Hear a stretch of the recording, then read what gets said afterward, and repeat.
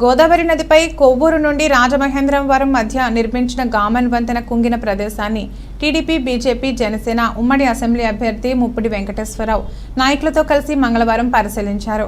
ద్విసభ్య committee సభ్యులు Jonnalagadda Subbaraya Chowdary, కంఠమణి Ramakrishna, Janasena, BJP నాయకులు పాల్గొన్నారు.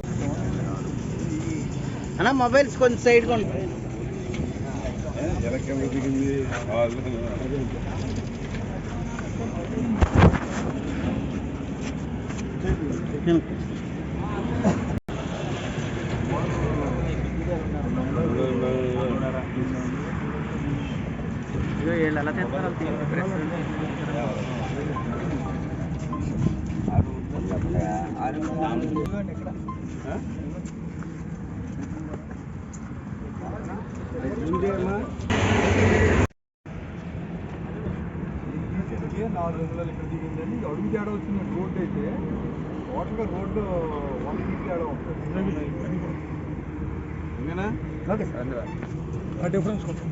డిఫరెన్స్ ఆ రోడ్డు అయితే 1 ఫీట్ ఉంది.